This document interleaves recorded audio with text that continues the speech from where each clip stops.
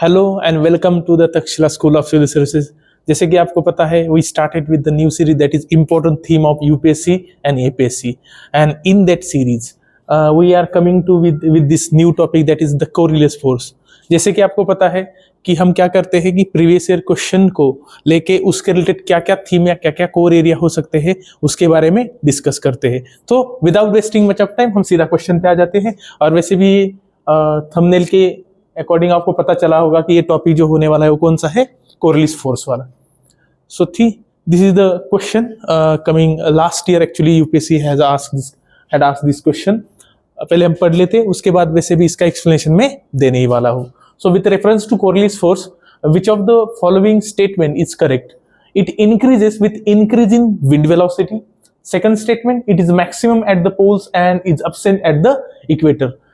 सी इसका अगर आंसर देखेंगे तो देखिए, option A 1 only, option B 2 only, both 1 and 2 and neither 1 nor 2।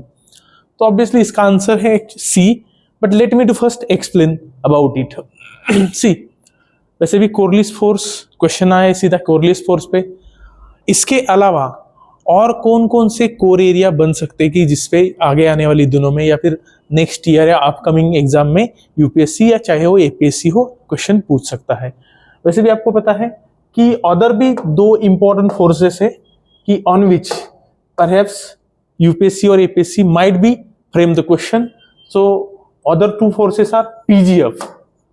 One is PGF, that is pressure gradient force, and second is frictional force. Apart from that, sometimes subgradient wind or subgradient force वो भी एक important force है जो कि आपको अपर troposphere में मिलेगा। But ये कोरिलेस फोर्स स्टार्ट करने से पहले let me to explain these 2 forces first, then we again come back to this Coriolis force. So PGF का मतलब होता है प्रेशर ग्रेडियंट फोर्स। जैसे कि आपको पता है, मान लीजिए एक हाई प्रेशर वाला एरिया है, एक लो प्रेशर वाला एरिया है, तो आप देखेंगे यूजुअली इसके बीच में आइसोबार रहेंगे। तो जो विंड है वो किस डायरेक्शन से मूव होगी, high pressure to low pressure. तो आप देखेंगे जो पीजीएफ है, it is nothing but the main actuating, और मैं कहूंगा it is the force that actuate और that initiate the movement in the air और विंड। तो मैं कहूंगा बेसिक एक्टिवेटिंग फोर्स होता है। It acts in the direction of low pressure and it is perpendicular to the isobars. तो ये PGF का शॉर्ट डिस्क्रिप्शन था। फ्रिक्शनल फोर्स वैसे भी आपको पता है, it retarded the you can say velocity और speed of the wind and as well as it also change in the modify the direction of the wind. तो ये फ्रिक्शनल फोर्स के मेन 2 इंपैक्ट है। Apart from that Coriolis force पे आते हैं। कोरिलेस force explain करने से पहले मैं आपको कुछ थीम बताऊंगा। मान लीजिए कि ये कोरिलेस फोर्स है, ये इसका थीम कहाँ पे कनेक्ट हो सकता है या फिर क्वेश्चन फ्रेम किया जा सकता है। देखिए, फर्स्ट अगर स्टेटमेंट पढ़ा होगा तो आपने देखा होगा कि विंड वेलोसिटी की जिक्र किया गया था। तो ऑब्वियसली विंड सिस्टम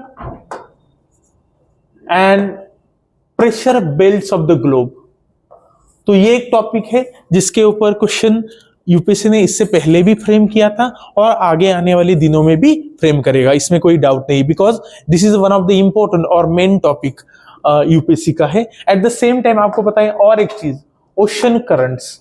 तो ओशन करंट में भी जब हम फैक्टर्स कंसीडर करते हैं, the factors affecting the ocean currents of the world, तो उस टाइम हम factors, set of factors relating to the earth rotation जब कंसीडर करते हैं तो उसमें कोरिलेस फोर्स का इंक्लूजन करते हैं या फिर कोरिलेस फोर्स को कंसीडर करते हैं। तो इन शॉर्ट आप देखेंगे, earth is not stationary, earth rotate from the west to east, and to account that rotation or to account that movement of the earth, the scientist invented a force called Coriolis force, named after a French mathematician and scientist Gaspard Coriolis during the mid 19th century, 1850s के around, 1844 more precisely।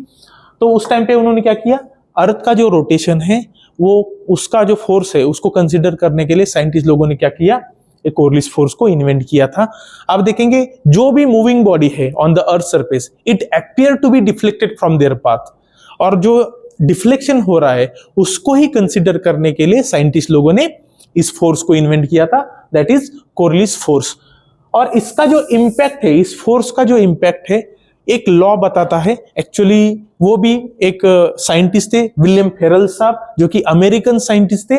So he came out with his law, that is Ferrel's law of deflection. Farrell's law of deflection.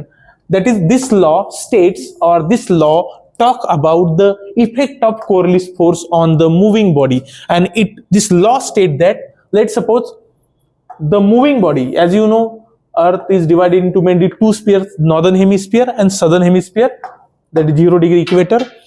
When moving body is in the northern hemisphere, then it deflected rightward from its path. And when the moving body is in the southern hemisphere, then it deflected leftward from its path. Then let's suppose I'm considering this is the moving body, and as per this Farrell's law of deflection, this moving body will deflect rightward from its path as per this law. And let's suppose any body moving in the southern hemisphere, then it deflected leftward from its path. अगर ऐसा होगा तो obviously ये इस तरफ जाएगा, ये इस तरफ जाएगा। आई होप आपको समझ में आया होगा। और आप देखेंगे along the equator this force is zero और नील, बट जैसे जैसे आप ऊपर जाओगे, ऊपर इन द सेंस टुवर्ड्स पोल जाओगे, तो ये कोरियलिस फोर्स, कोरियलिस इफेक्ट, जो डिफ्लेक्शन का इफेक्ट है, वो प्रोग्रेसिवली इंक्रीज हो जाएगा। इसका रीजन सिंपल है, क्योंकि आप देखेंगे अलोंग द इक्वेटर जो अर्थ का रोटेशन है, उसका जो स्पीड है वो सबसे मैक्सिमम होता है 1600 किलोमीटर पर आवर। पर जैसे जैसे आप फ्रॉम इक्वेटर टुवर्ड्स पोल जाते हो, तो उसका भी स्पीड जो है प्रोग्रेसिवली रिड्यूस होता जाता है, डिक्रीज होता जाता है। तो यही एक रीजन है कि Coriolis force nil or absent at the equator, and it progressively increases towards the pole. So this is about the Coriolis force, an important theme area on which perhaps UPSC or APSC or any state service in upcoming days might ask the question or might frame the question. So that's all from my side. Thank you. Have a nice day.